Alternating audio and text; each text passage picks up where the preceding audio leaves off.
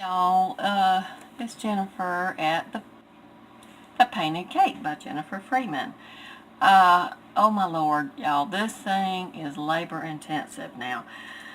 I have gone back and gone over my lines to make them darker because obviously when you have stained glass, you know, you have to have really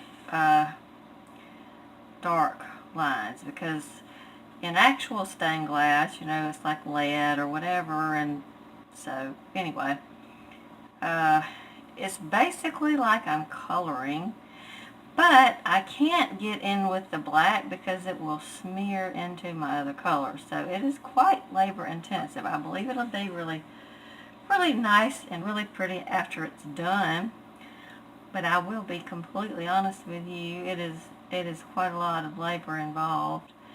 Um, Actually, the drawing out part was really pretty quick for me because I just do it free-handed, but um, I did it and it was a little bit lighter than I expected, so then I had to go back and I had to darken it up because the lines had to be darker, or these outline lines.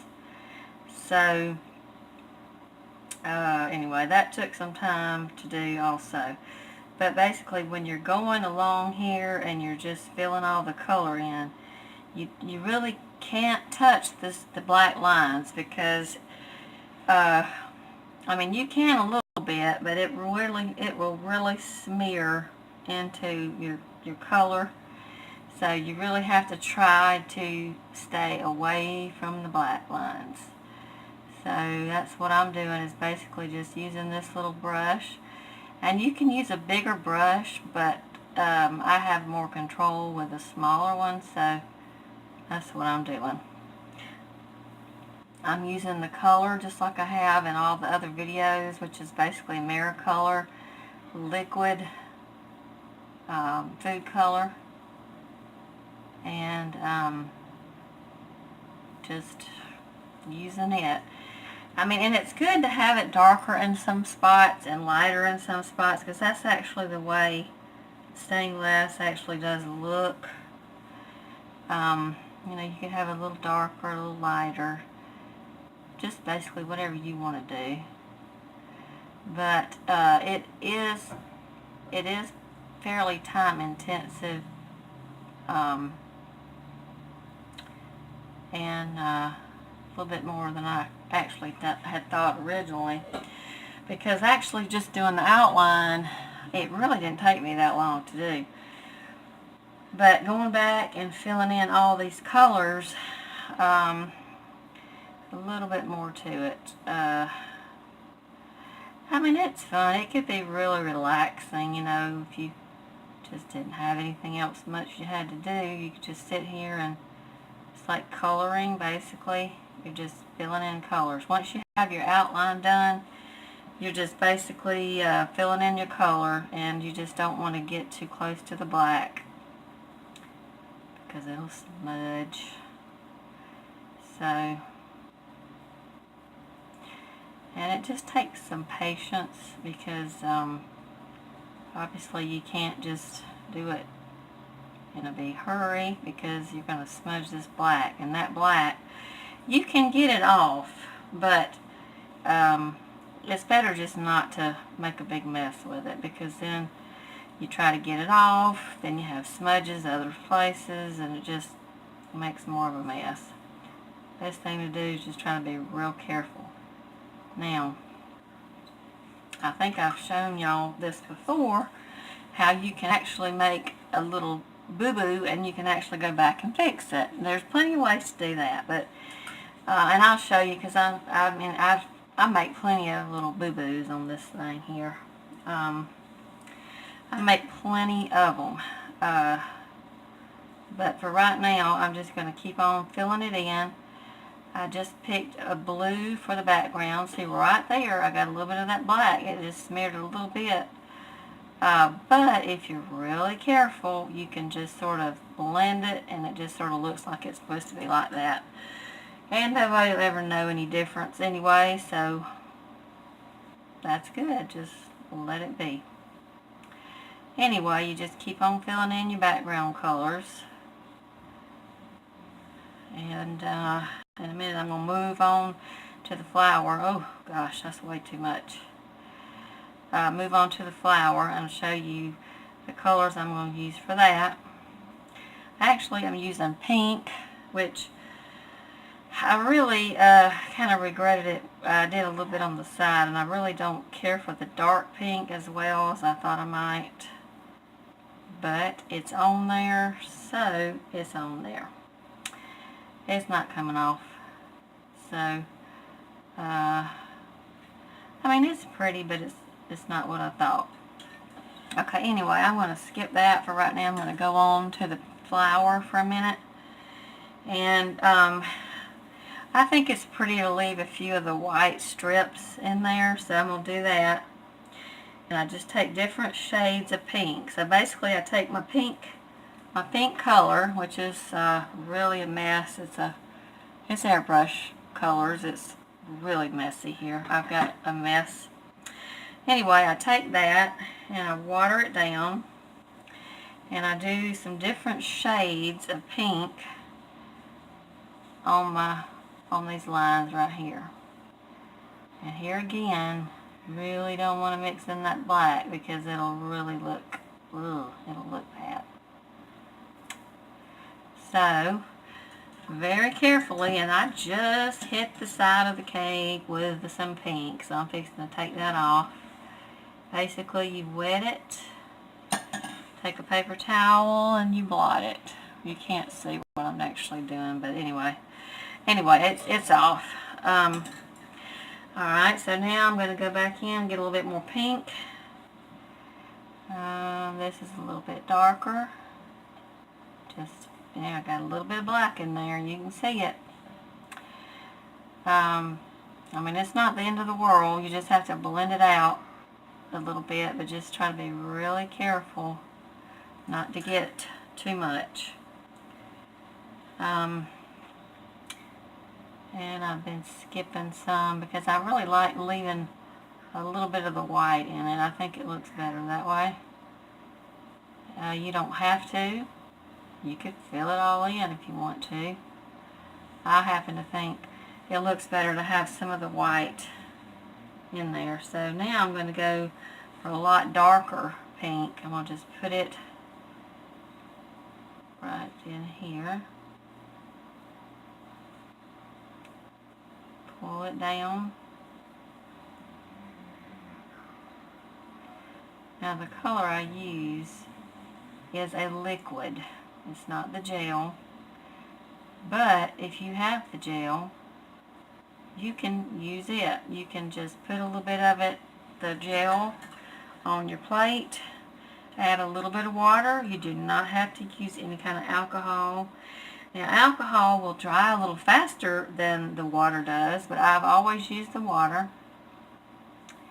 And so, that's the way I do it. But there's other people that do it, and they use vodka or some kind of alcohol that'll evaporate a little faster. And that's perfectly fine, too. If you want to do that, you can do that, too. I like to do the water, so that's just the way I do it. Anyway, you just keep on going. You just keep on filling in. Just like that. See, I got a little black there. I'm just going to blend it in. We'll rinse out the brush, and I'm just going to pull up a little bit of this pink right up to the top. Nobody will ever know any different because it's your design, basically, and you're doing it how you want to do it. So if you want to have it a certain way, you know, that's how you do it. Now, you do have to try to turn this around based on what you're working on, because once you put these colors in, it does make the fondant a little sticky. So you really do have to try to be careful not to put your hands in it after that. But then again, I don't put my hands in it anyway. And if you have to rest your hand on the side, you can just put like a piece of plastic wrap, paper towel, or parchment paper down, and just real carefully just do it that way. But there again, I'm just basically just filling it in. And that's basically what you do. Just keep on going. And I'll have to go back and show a little bit more at a different time of more of doing the outline. I have a video that shows how I made a homemade projector, and some people use those, and some people can do it freehand, so I just did it freehand, but that's just me. Some people need to use a projector, and that's fine too. So anyway, I'm going to go ahead and fill the rest of this in.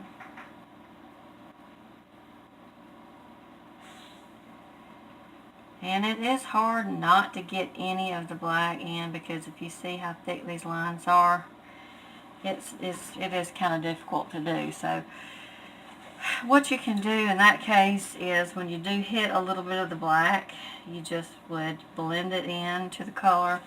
And really, I mean, nobody's going to really know that anyway, because it's just kind of your design, how you're doing it. So, you know, some of the colors are darker anyway, so if it has a little bit of the black mixed in, you can just sort of, you know, that can be the reasoning behind it. Here there's a little black, it's going over the side, and I'm just going to blend it in there with the pink, just like that. I'm going to add more pink and keep blending, still being careful not to go crazy and just, you know, get a lot of it and get the black in it, because then you really, it makes a muddy mess if you get too much of it in there. So you do have to be careful, be patient.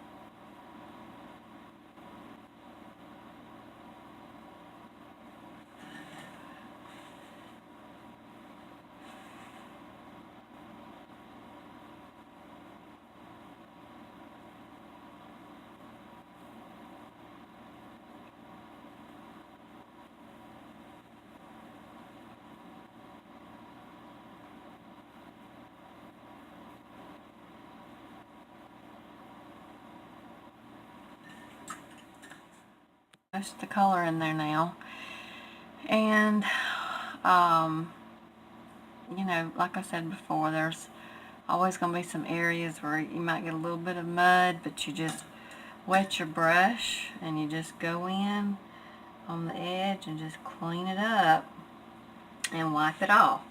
Now, as most of my cakes that I do not have this much wet area all at one time. Most of them, there's just a certain section that's wet with the color, but this one's pretty much all over it, and so it's more touchy. I mean, there's a few spots that are dry, but most of them are kind of still wet, and so you have to really be careful. This is not really the best tutorial video, because I haven't had time really today completely to do a complete tutorial. But if you are interested in seeing something else similar to this, a little bit more in depth, if you would please let me know. I'd be glad to do it. I just hadn't had a lot of time today. And I do apologize for talking too much. I'm sure I do that. I have an issue with that. Anyway, but this is the way it looks here, finished up, and I'm going to put a picture. I'll have a picture on Facebook too. And if you're interested in doing and having a little bit more of a complete tutorial as far as the pattern, the color, everything a little bit more in depth, please let me know. Thank you.